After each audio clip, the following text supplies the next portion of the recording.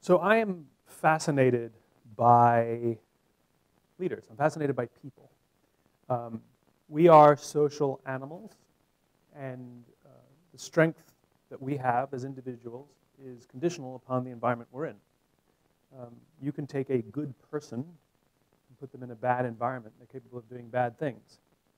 Likewise, you can take a person that maybe has performed prior bad acts, maybe is we consider unreliable, and you change their environment, you put them in a good environment, and they're capable of turning their lives around and becoming remarkable members, remarkably reliable and trustworthy members of the group. This idea of responding to the environment we're in is what has made our species successful. We're not the strongest animal, we're not the fastest animal, and yet our ability to do things together is remarkable. We cannot lift heavy weights by ourselves, we cannot solve complex problems by ourselves, but in groups we can do all those things easily. There are inherent benefits to living and working amongst people that we trust. It means that I can fall asleep at night and trust that someone else will watch for danger. If we don't trust each other, I can't fall asleep at night. This is a bad system. The problem is concepts like trust and cooperation are not instructions, they're feelings. I can't order you to trust me. There's no briefing that I can give upon the conclusion you will trust me. It doesn't exist. Nor can I order people to cooperate. I can order people to work together, but that's different.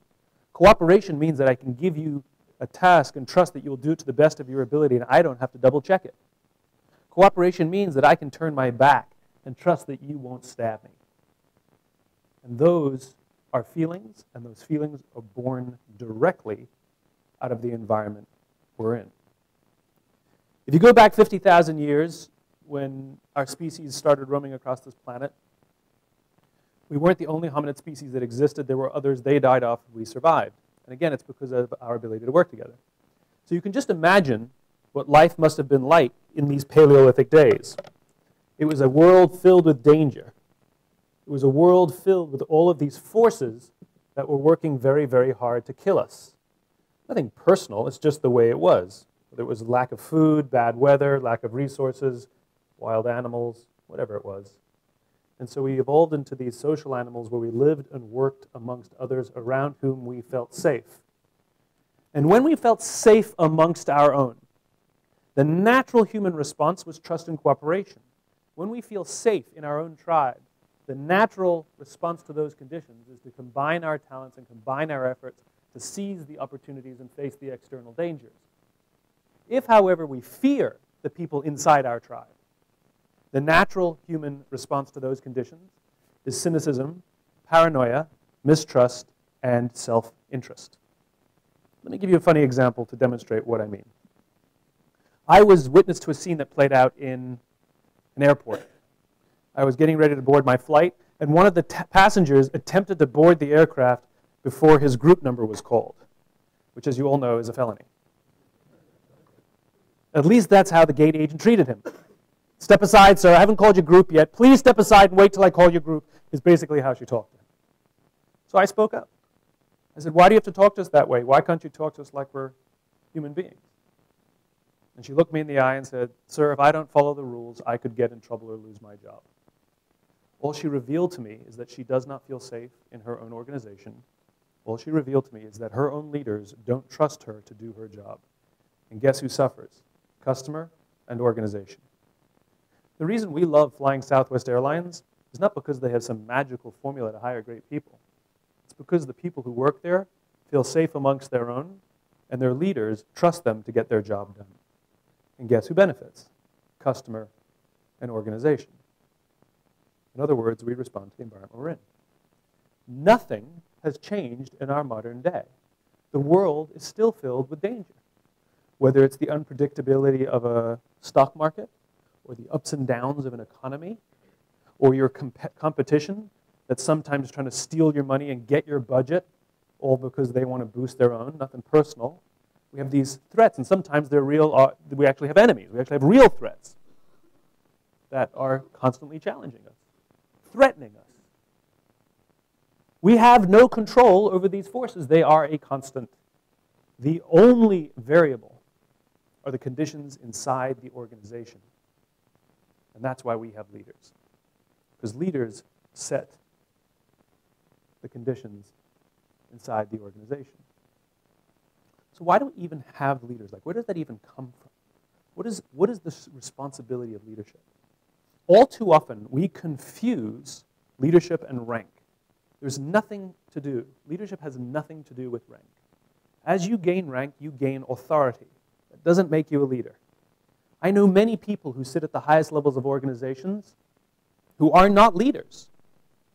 We do as they tell us because they have authority over us, but we would not follow them. And yet I know many people who sit at the lower levels of organizations that have no authority, and yet they've made a choice, the choice to look after the person to the left of them and the choice to look after the person to the right of them, and we would follow them anywhere.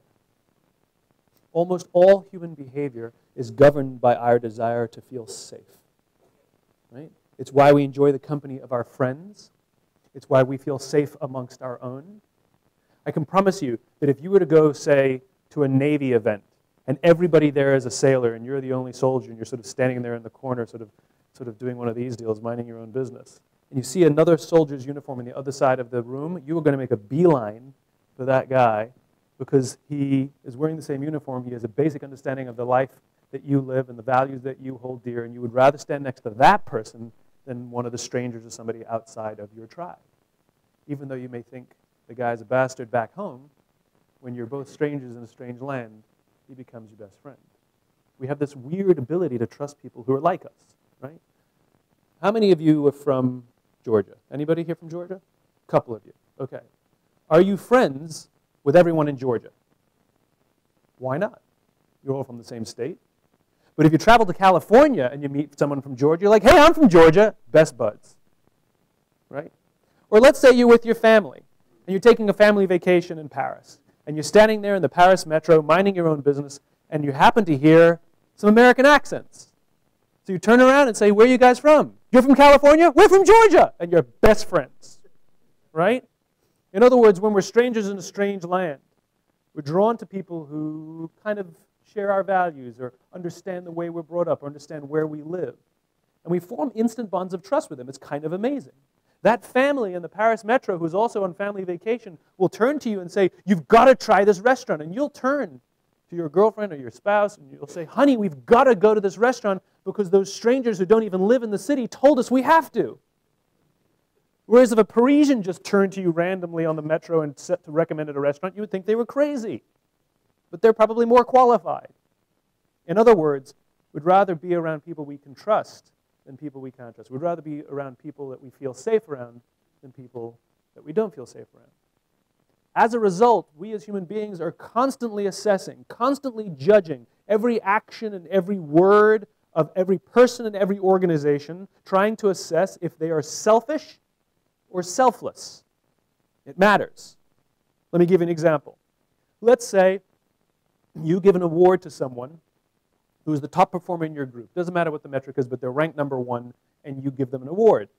So you have some sort of little off-site like this. You get a group of people together. You have a little ceremony, and they get presented with their award, and they get to say a few remarks. And they stand there, and they say, I deserve this. I'm the best. You're very lucky to have me on your team. Now, every single one of those things is true. They are the best, they do deserve it, and we are lucky to have them on our team. But if they were to actually say those words, we would hate them. You think intellectually it's a good idea to align yourself with someone who's the top performer in the organization, but we wouldn't. We would rather align ourselves with a more average performer that we can trust over a top performer that we can't trust. I learned this from somebody in the SEALs. They showed me that when they evaluate somebody to go on SEAL Team 6, they look at 2 criteria: performance and trust. Of course, nobody wants this person, the low performer with low trust. And of course, everybody wants this person, the high performer with high trust. What they learned is that this person, the high performer with low trust, that's a toxic leader. We have all kinds of metrics to evaluate someone's performance. The question is, are we evaluating someone's trustworthiness? And they would rather have a medium performer with high trust, even sometimes a low performer with high trust, it is a relative scale, over that person. In other words, it's not just the performance, it's also the quality of human being and their character that engenders trust amongst us. And the problem is if we work in an organization where we prioritize performance over trust, we end up not only promoting toxic leaders, but worse, it sends a message to the organization. And the message it sends to the organization is, we don't care what your character is, regardless of what we say. As long as you make your numbers and as long as you outperform everybody, you're safe. However, if we do not promote that person or even remove that person from the organization, what it says to the organization is, no matter how good performer you are, if you're not a team player, if you are not of high character, we have no place for you in our organization. And you get the behavior you reward. That's why I'm saying you respond to the environment you're in. We can't just demand that you're a person of high character. We don't actually recognize and promote people of high character. It goes without saying. As leaders, you're responsible for creating those conditions. Why you? Why should you be the leader? Well, as it turns out, the reason we have leaders is for very practical reasons. For 40,000 of the 50,000 years that we have roamed this planet Earth, we lived in populations that were rarely bigger than about 150 people. This presents a bit of a practical problem. These are austere times. Food and resources are constrained. Somebody brings food back to the tribe, dumps it on the ground. Everybody rushes in to eat. If you're lucky enough to be built like a linebacker, you can shove your way to the front of the line. If you're the artist of the family, you get an elbow in the face. This is a bad system. Because the odds are that if you punched me in the face this afternoon, probably not going to wake you and alert you to danger tonight. Bad system. And so we evolved into these hierarchical animals where we're constantly assessing and judging who's alpha, who's dominant, who's higher in the hierarchy. Sometimes it's a formal system. You have a system of rank. You can look on someone's uniform and you can instantly assess where you are in the pecking order relative to them. It's instantaneous. Right? And sometimes it's an informal system. You know, we're constantly assessing and judging each other in social situations as well. And when we assess that someone is alpha to us, higher in the pecking order, we voluntarily step back and allow our alphas to eat first. Alphas get first choice of meat and first choice of mate. And though I may not get to eat first, I'm guaranteed to eat, and I don't get an elbow in the face. Good system. Nothing has changed in our modern day and age. We are perfectly comfortable with the idea of showing deference and offering preferential treatment to those who outrank us, formally or informally. There's not a single person in this room, absolutely zero, who is morally offended by the idea that somebody who outranks you makes a higher salary than you. You may think they're completely ineffective in their job, but the fact that they outrank you and get more money than you bothers no one. It bothers no one that somebody who outranks us gets a bigger office or a better parking space. When you're junior, your only job is to do your job. When you're senior, you get all these perks. People call you sir and ma'am, and they carry your bags for you, and you get upgrades, and they bring you tea and coffee without even asking you, and the whole door's open for you. When you're junior, you hold your own door open for yourself, right? In other words, nobody's ever turned down a promotion because it comes with certain advantages. It comes with certain perks. The problem is, the group is not stupid. The group doesn't bestow all those advantages and perks on our leaders for nothing. There's a deep-seated anthropological contract that we have ingrained in us. In other words, there's an expectation.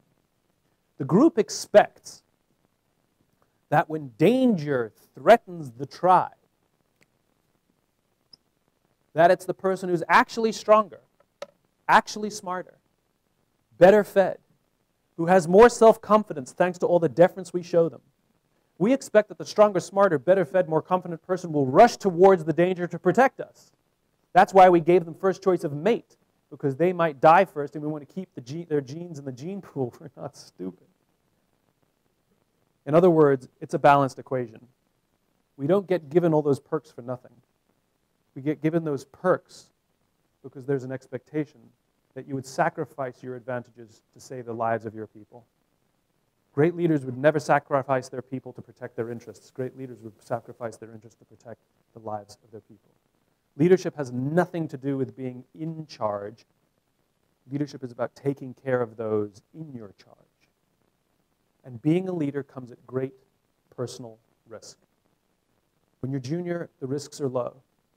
But as you gain authority, if you choose to be a leader, which is different from being an authority, if you choose to be a leader, that means you would be willing to put yourself or your interests at risk for your people. In other words, if you're the one who's going to speak truth to power, you could get in trouble. If you're the one who's going to run headfirst to danger, it means you could die first. If you're the one who's going to protect your people at all costs, you're the one who could get yelled at or humiliated in public. In other words, the risks are real, and it's a very, very difficult job. It's like being a parent. It comes at great personal sacrifice. Why would anyone want to become a parent? Think about it. You lose sleep. You don't sleep for the first few years. Your house is a mess. The backseat of your car is destroyed. You don't get to go on the vacation you want, and you certainly don't get to take it at the time you want to take it. You have to take it at the most expensive time when the kids are off school. For what? You own a Honda Odyssey now, for heaven's sakes. How many of you had posters on your walls when you were teenagers of Honda Odysseys? Lamborghini, you know, maybe, but not a Honda Odyssey. But now you own one of those, right? In other words, we make these sacrifices. We change the way we live our lives for what? For these little children. And how do we even know if it's worth it? How do you know if it's all worth it? On a daily basis, does it feel worth it? No. You're standing over the sink eating leftover macaroni and cheese for dinner. Worth it? And it's for these glimmers. When you catch your 5-year-old sharing with your 4-year-old. When you're checking if your 8-year-old is sleeping and you catch them underneath the blankets with a flashlight reading. It's when they graduate school, when they're in the school play, when they get their first boyfriend or girlfriend, when they get their first promotion, and all of a sudden, all the sacrifice was worth it to see this child grow up and become something, do something, take care of others. This is what brings us joy. The problem is I don't know when those glimmers happen. The other problem is I don't know how long it takes. The problem with leadership is we cannot measure how good a leader you are on a daily basis. Can we measure how good a parent you are on a daily basis? We probably all have our children taken away from us, right? You cannot measure good leadership on a daily basis because it's ups and downs, it's trials and tribulations. Sometimes we're at our best and sometimes we're at our worst. But it's very easy to measure good leadership over the course of time. We've all worked for people or organizations that are well led and you just walk in and it feels amazing. And we've all worked for or with bad leaders where you walk in and there's this weird tension. Everybody's walking on eggshells. In other words, you can tell. They make movies about bad leaders. Guys who, when everything goes wrong, they come in and yell and scream and bark orders and save the day. Makes for a fantastic movie. Just doesn't make for very good leadership. They don't make movies about good leaders. There's no movies about Marshall or Bradley, right? And the reason is because their organizations tend to be pretty boring. You show up and everybody kind of gets along. There's no politics. There's no gossip. And everybody kind of just works together and gets things done. And somebody might say, hey, where's the boss? And you're like, don't know. Not sure he came in today, right? In other words, we don't all rise and fall because of whatever the leader does. Because they have empowered us. They have given us the opportunity. They've given us a space. They've given us responsibility. And this is part of being a leader, just like being a parent. We have to build our people up and teach them, build their confidence, give them a competency. And when we believe that they are ready, when we believe in them even when they don't believe in themselves, we will put them in a position where they can try, and if they fail, we will turn to them and say, good fall, try again. And if something really goes wrong, it's on us, not on them, because we have to take the risk to put them in a position of responsibility. If we do everything ourselves, what's the point of having a team? We have to make this transition when we become leaders. When we're very junior, the only job we have to do is do our jobs. That's it.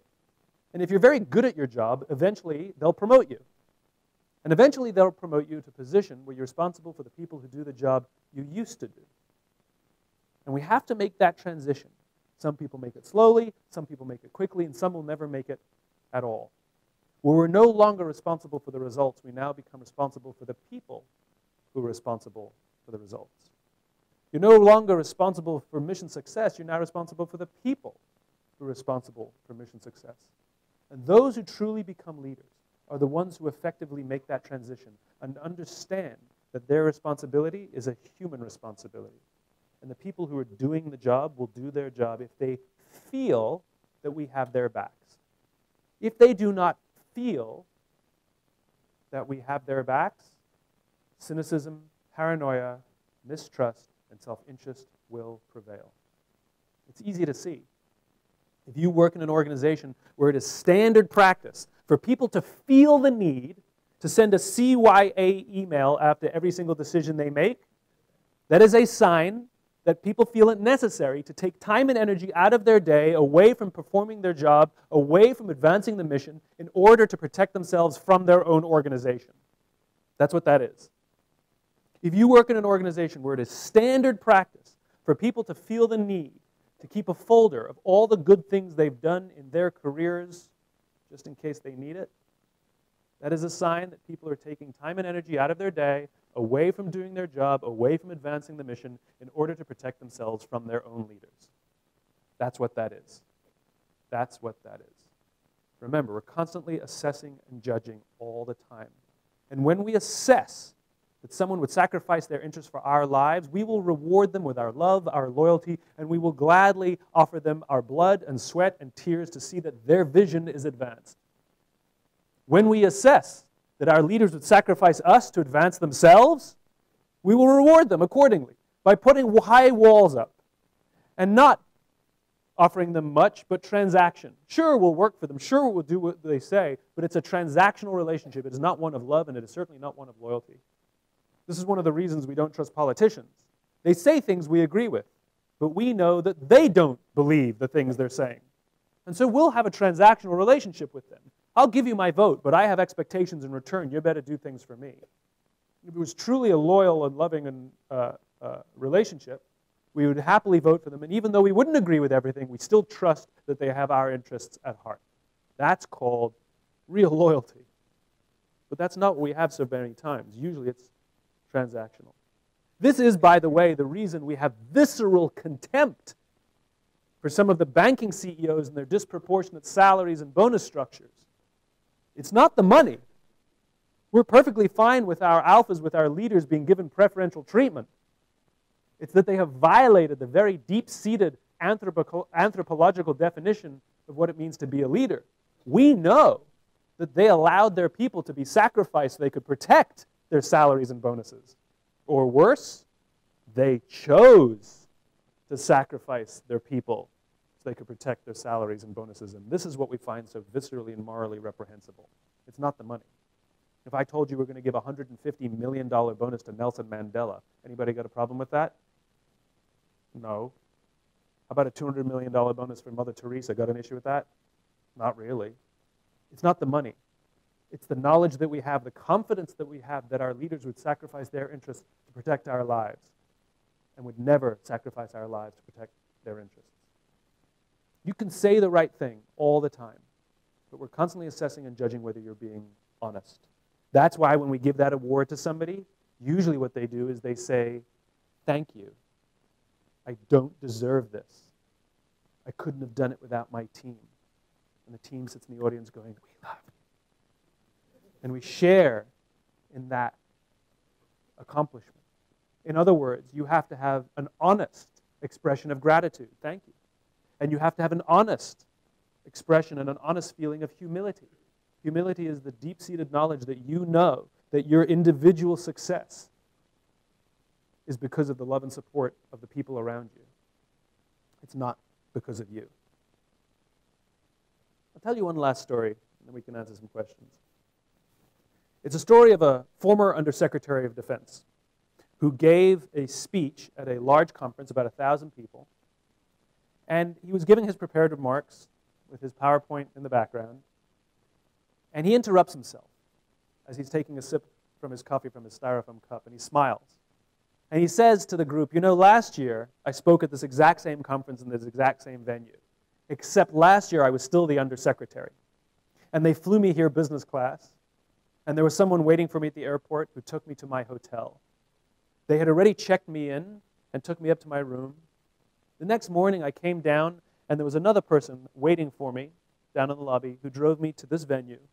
They took me in the back entrance, took me directly into the green room, and handed me a cup of coffee in a beautiful ceramic cup. He says, I'm no longer the undersecretary. I flew here coach, and I took a taxi to the hotel. I checked myself in, and this morning I came down and took another taxi to the venue. I walked in the front door. I found my way backstage, and when I asked somebody, do you have any coffee? He pointed to the coffee machine in the corner, and I poured myself a cup of coffee into this here styrofoam cup. He says, the lesson is, the ceramic cup was never meant for me. It was meant for the position I held. I deserve a styrofoam cup. They will give you many perks and benefits as you gain rank and authority. None of those perks and benefits are meant for you. They're meant for the position you hold. They're meant for the position that is on loan to you. And when you leave, they will give those perks and benefits to someone else. This became so starkly evident to me. I took the train from New York to Washington, D.C.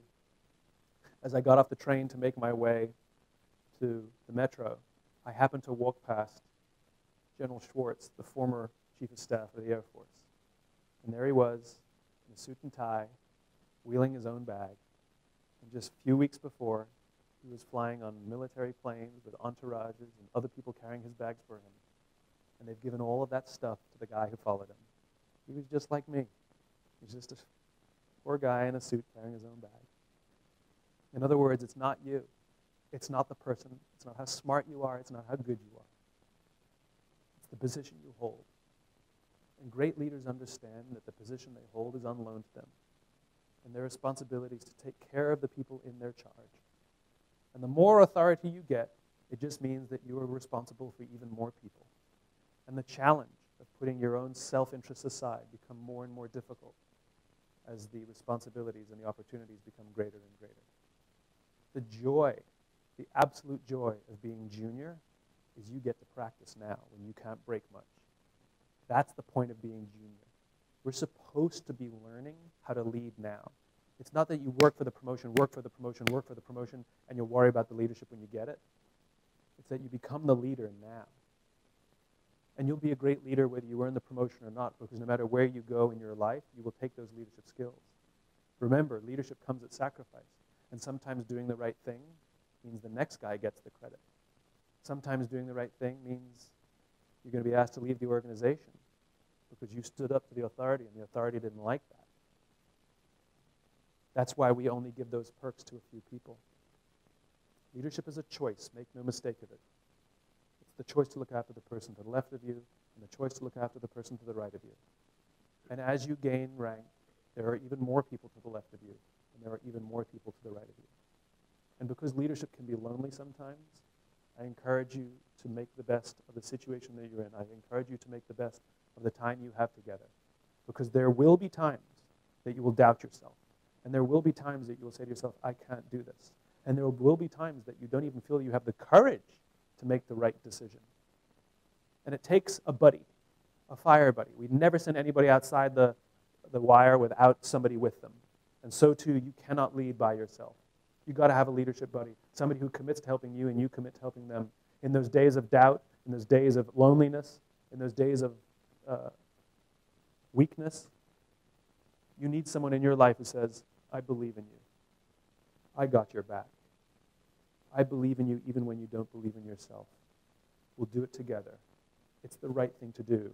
We need more people like you.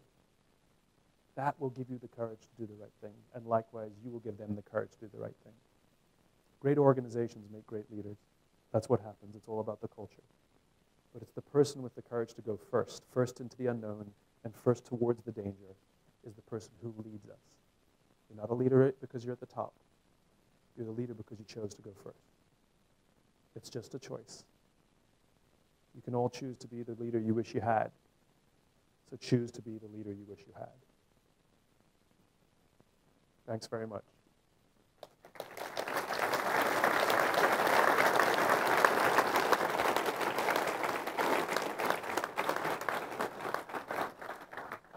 I offer an example as a point of exaggeration to make the point that when somebody says thank you, we actually find it much more endearing than when somebody says, I'm pretty awesome, right?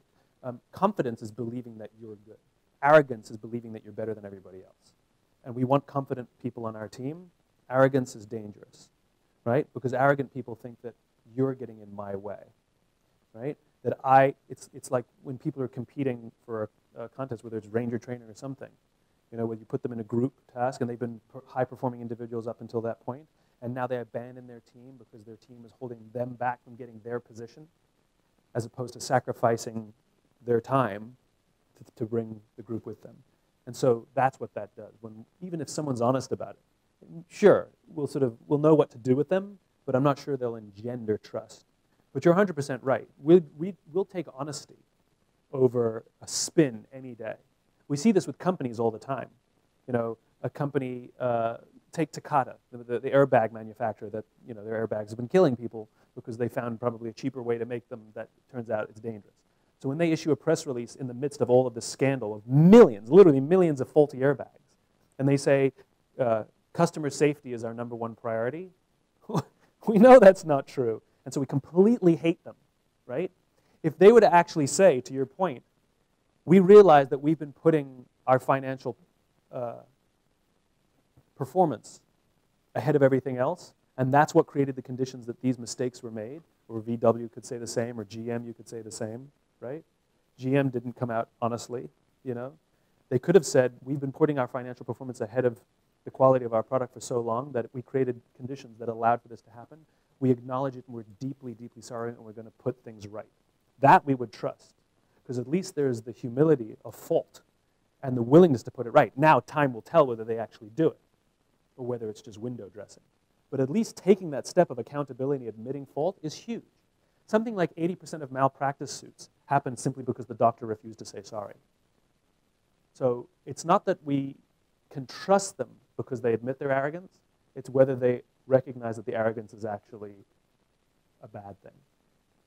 But at least we know what to do with them, to your point. At least we know where to keep them, and we don't find ourselves hurt later on.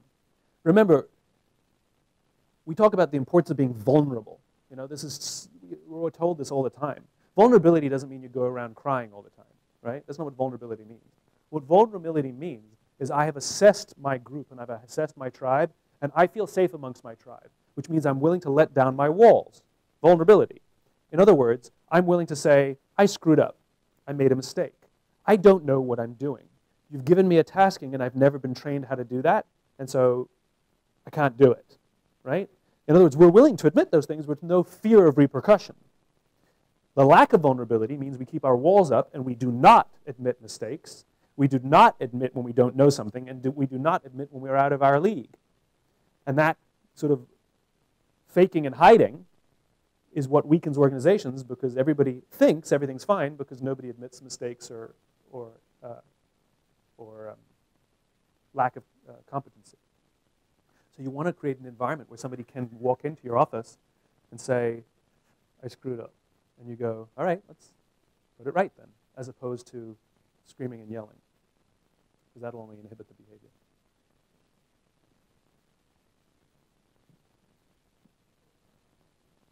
One, we'll get you, and then we'll get you.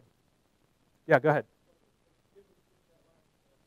Why don't we see that honesty a lot more prevalent than in politics, in, you know, the GM or the Volkswagen, sure. the airbags, and sure. so forth? The question is, if given my last example, why don't we have more honesty? I know.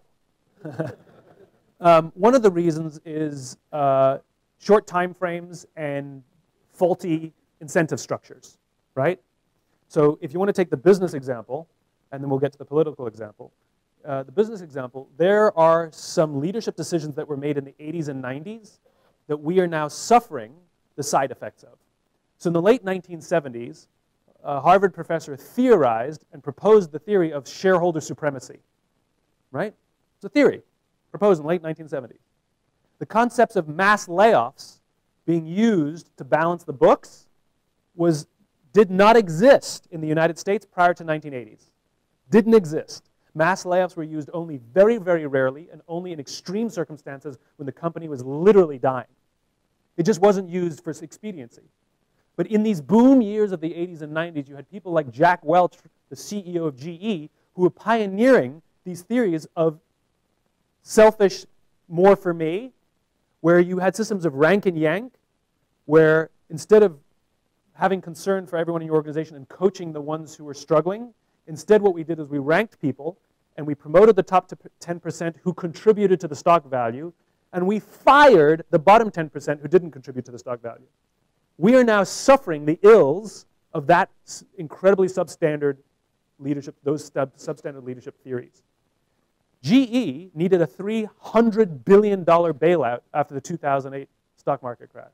In other words, it wasn't built to last, it was built for short-term gains. The problem is those theories have become normalized. We hear companies laying off all the time.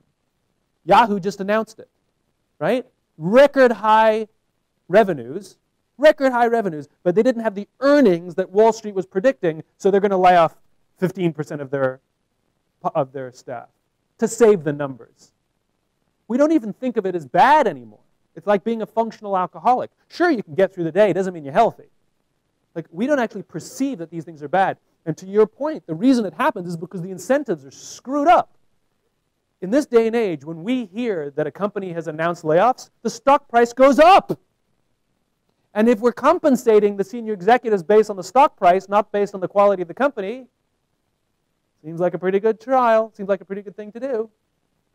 In fact, a few years ago, Citibank announced record high layoffs the exact same year that they announced record high average bonuses. Figure that one out. And forget about the people who lost their jobs, the ones who have to go home and tell their families, honey, I can no longer provide because the company missed its arbitrary financial projections, right?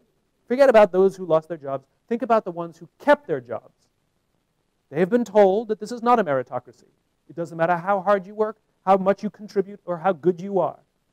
If we, at the top, need to preserve our interests and preserve the interests of an external, disinterested constituency, we will use you to balance the books. And guess what everybody does? Walls go up, mistrust goes high, paranoia goes high, cynicism goes high, and self-interest prevails. So it's a screwed up system of incentives that pushes us to do shorter and shorter and shorter term things.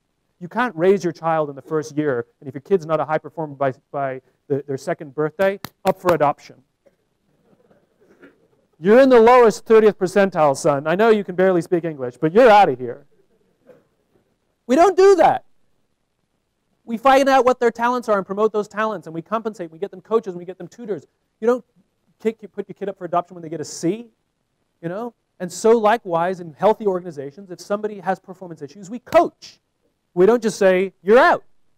It's when somebody has character issues that it's a much bigger threat, and we can coach there too, but there's a point at which that one runs out. The performance stuff, maybe they're in the wrong job, maybe they're in the wrong place. We can find out what works, right? We've all had performance issues in our career. The political one is the same thing. With the introduction of television and the changing landscape of Washington, winning the election has become more important than doing the right thing. In other words, it's the same as the financial companies. It's the same dynamic, it's just it's a different result, right? I've sat with congressmen and I've said to their face how disgusted I am. I said, I met men and women who would sacrifice their lives to do the right thing. You won't even give up your job.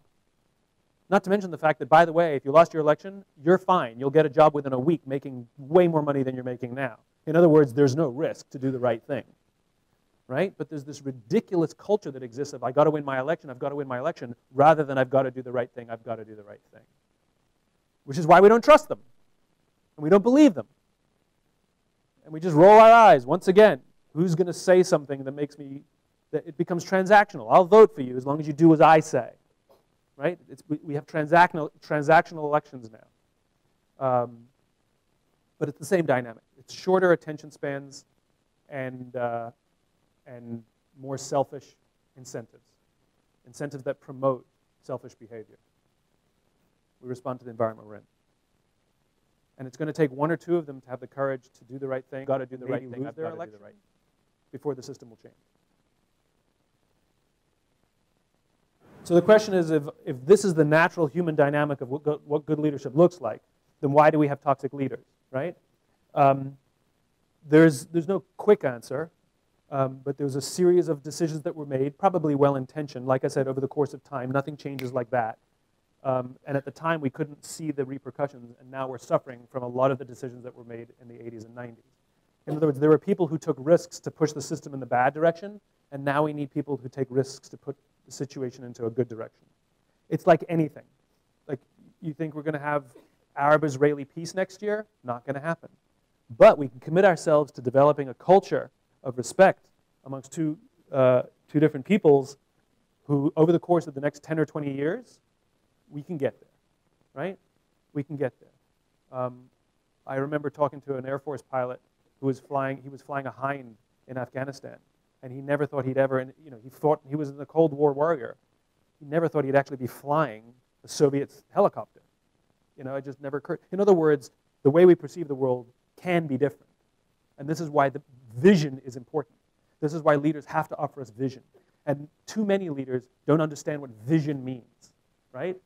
They give us objectives to be the best, to be the most respected, to be the highest performing. Based on what standard? How do we know when we get there? If we get there, do we close the doors and say, we're done? Like, ran the marathon, I can go home now, right? In other words, we mistake goals and objectives with vision. Vision is just that, the ability to see. Vision. The ability to see a future state that does not yet exist and put it into terms so clearly that others can see what we can see as if it were the present day. I have a dream that one day little black children will hold hands on the playground with little white children. You can see that in your mind's eye. Martin Luther King was describing a future state that did not yet exist so clearly that we could imagine it with him, and we could commit ourselves to help build that vision because we knew where we were going. And for all practical purposes, we'll never actually get there, but we will die trying. Our founding fathers gave us a gorgeous vision. It's called the Declaration of Independence. All men are created equal. We'll never actually get there, but we'll die trying. That's the point. It's about advancing the needle. And every time we feel like we're moving closer to that idealized sense of what we can see, we feel good about ourselves and we feel like we're being the best as we can be as Americans. And when we go astray from moving towards that, that's when our own population says, I don't feel proud about being an American anymore. It's not like it used to be. And our allies will say, I'm having trouble trusting you because you're becoming unpredictable. In other words, vision really, really matters. That sense of purpose or cause that gives all of our work greater context, right? But the problem is most of that stuff is abstract. And when it's abstract, it doesn't work. I can prove it to you, right? We are no good with the abstract as human beings. We need things to be concrete. So here's the example. I will give you a promotion if you accomplish more. How much more, you ask? More. Don't know what to do with that. Give me a set of goals. Give me a set of targets. Give me a set of things I can work on. Give me a metric that I can count my progress towards that goal, and I'm golden. But when it's this amorphous, abstract thing, I literally don't know what to do or what to do with it. And so much of the context that we're giving for our own work is actually abstract. I don't know what to do with it. In the military, it happens all the time. We know that nobody runs into battle for God and country. It's too big, too abstract. Guy to the left, guy to the right. Small. I can see that, right? So the more that we can connect the vision, the more that we can connect it to human beings and human experience, it gets more tangible and it gets more inspiring. Individual stories really, really matter. Really, really matter. And good leaders are capable not of waxing philosophical. They're very good at taking a story that exemplifies the point they're trying to make. Stalin said, didn't think I would quote Stalin on an army base, did you? Stalin purportedly said, the death of one man is a tragedy, the death of 1,000,000 men is a statistic. Right? The problem is we talk in statistics all the time, which is inspiring to no one. So here's a true story. I'll give you two true stories. True story number one. In Syria right now, there's a civil war that is raging. The conservative estimates are that, I think, 250,000 people have been killed, many of whom innocent men, women, and children. This civil war began because a group of very courageous people rose up against a despotic regime, a despotic dictator, right? They had great courage to do so, and as a result have been killed by their own army. That's a true story. Here's true story number 2. I know a young soldier. She's a reservist. Her name is Cami Yoder, and she lives in San Clemente, California. She was driving home from work one day, and she turned a corner, and lying in the middle of the street was a young girl who had apparently been hit by a car, and one of her legs was at an unnatural right angle. Cami pulled her car over and got out of the car to see if this girl was okay. Apparently what had happened is a 17-year-old driver had hit this 18-year-old girl. Cami got down on her hands and knees and took the girl's vitals. They were very, very weak. So she started to perform CPR to keep the girl alive until the paramedics arrived. The paramedics eventually arrived and took the girl to the hospital. A few days later, Cami decided to go online and check and see what happened to that girl, and it turns out she died. Which one made you feel more? The death of 250,000 people rising up against a despotic dictator, or the death of one 18-year-old girl on a California highway? You get my point, right? One person, one story. We felt it. You got goosebumps on that story.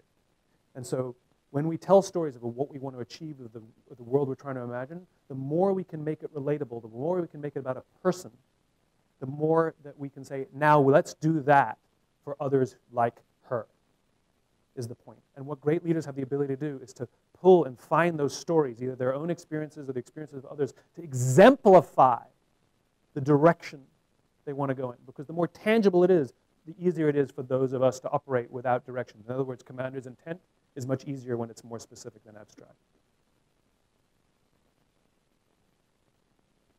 Yep.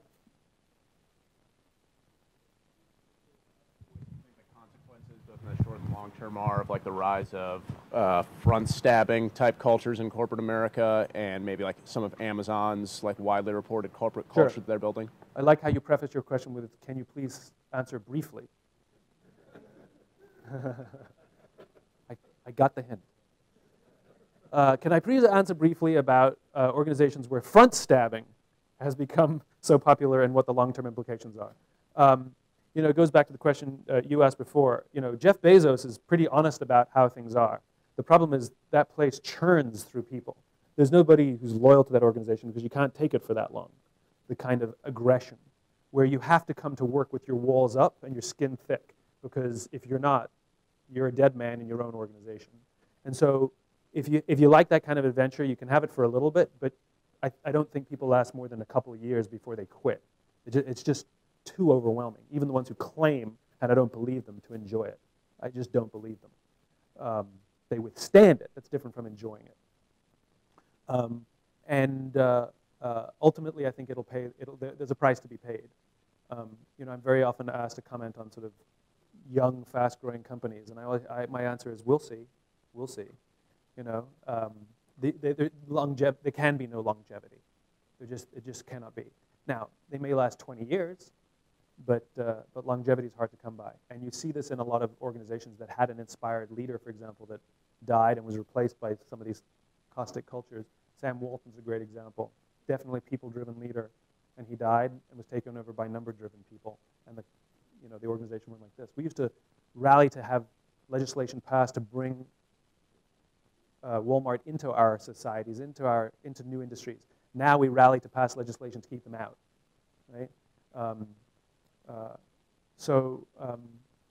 Time will tell, but it won't last. It can't last. When we have a culture too much in America where we expect high-performing leaders, we expect hockey stick results with no blips, and if there's a blip, you're gone. And so the incentive is to fake it until you get caught, and then you're out, right? I mean, because you can't. This is impossible. So how do we change it? Well, the good news is there are good examples of the other kind of leadership as well. You have your Costco's, you have your container stores. You know, there's companies that you haven't heard of, like Barry Waymiller and NextJump, who truly do value people above all else. Southwest Airlines. And what you tend to find is those few organizations run circles around everybody else. And they frustrate their competitors. But the problem is we consider them outliers. We say, but they're the exception. Or maybe they know something that we could learn from.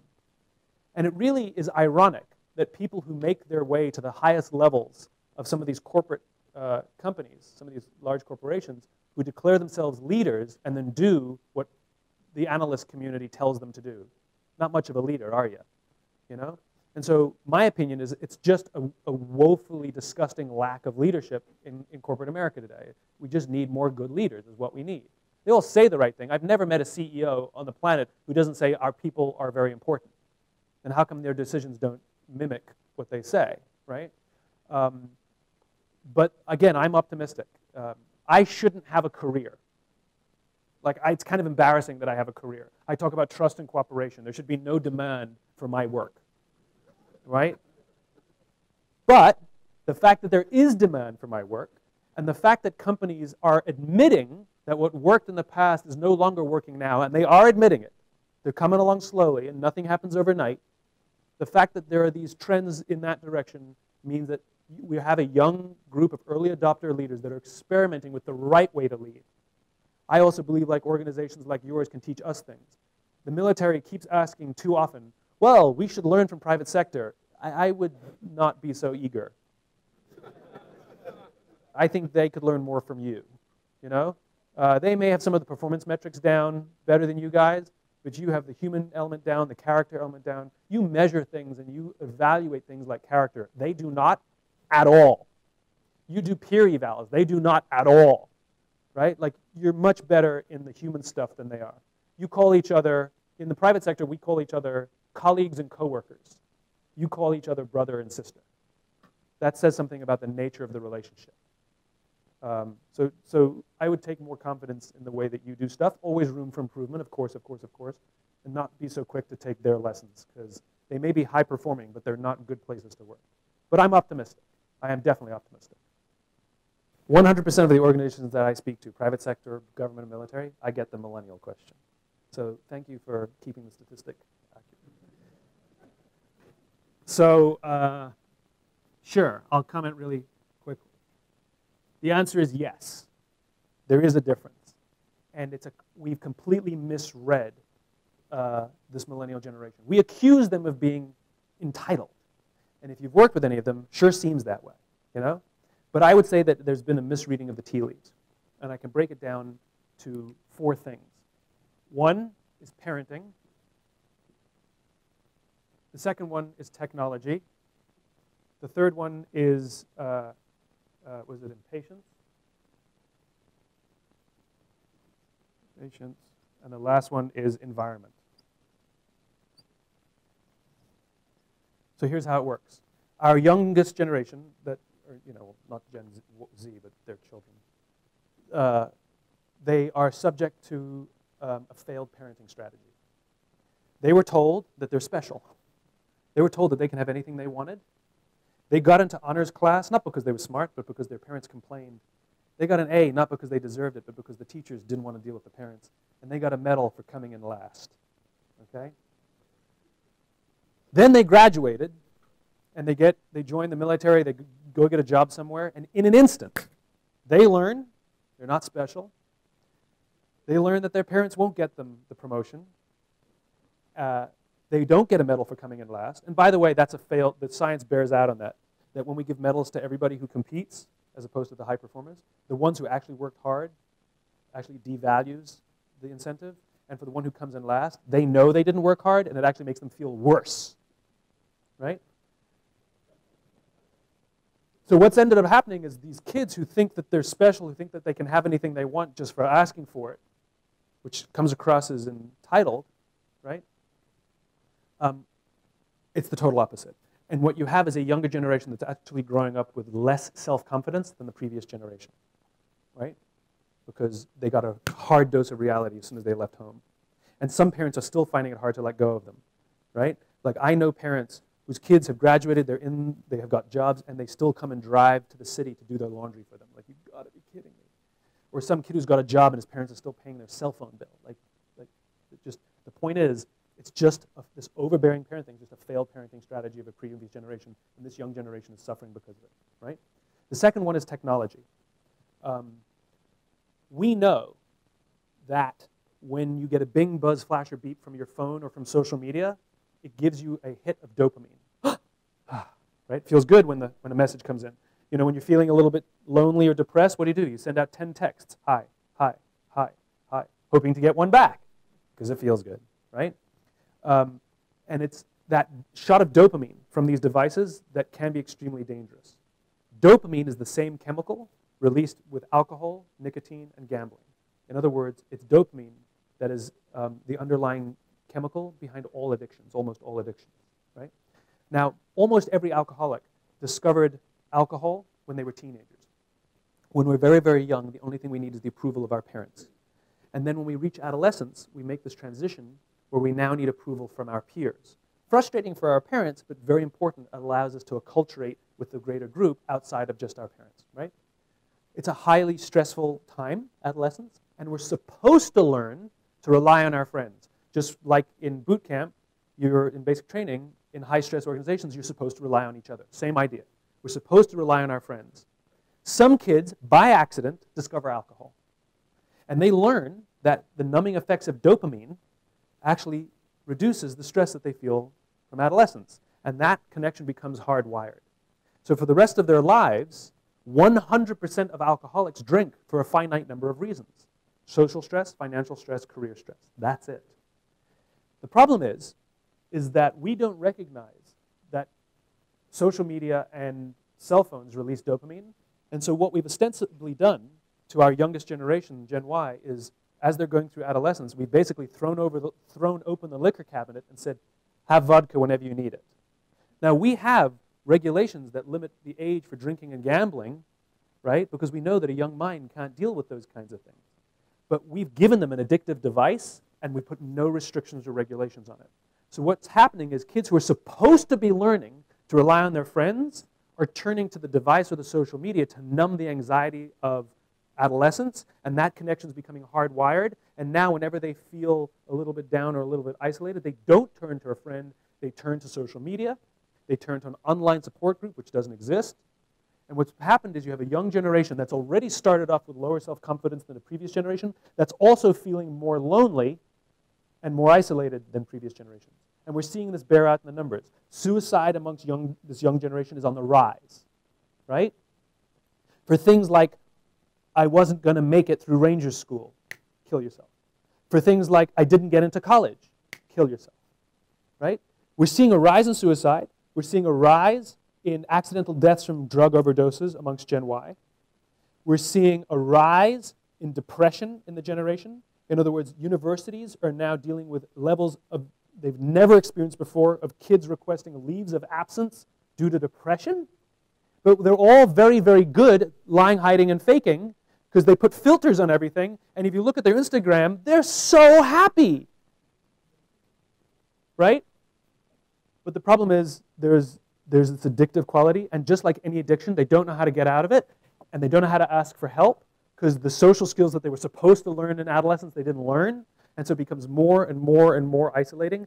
At the worst, it's suicide, but at the very minimum, it's depression, and one level up from that is just, I hate my life and I hate my job, and go through life with a malaise, right? And we see it all the time.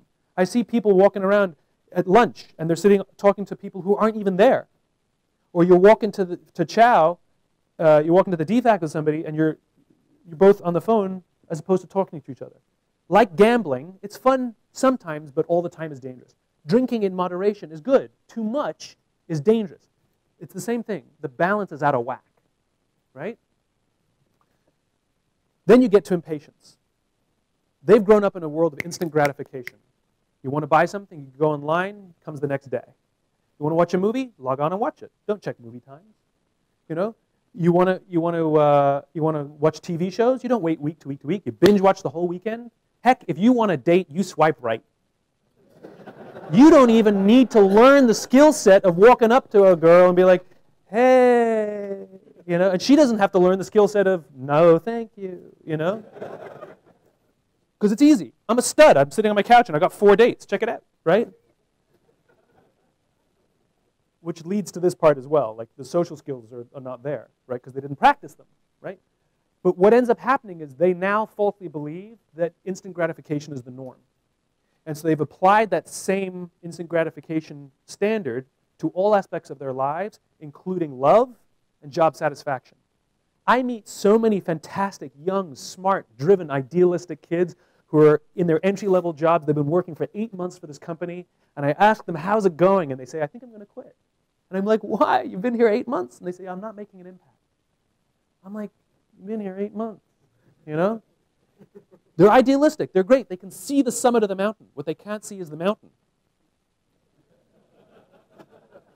And what they don't understand is you can take a fast route, I don't care, but there's no moving the mountain.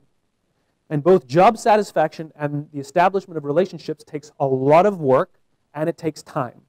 It's like exercise. You just got to keep at it. And yet I have no idea how long it takes. I just know that if you stick with it, you get into shape. Right? Deal-driven. So it's not entitlement.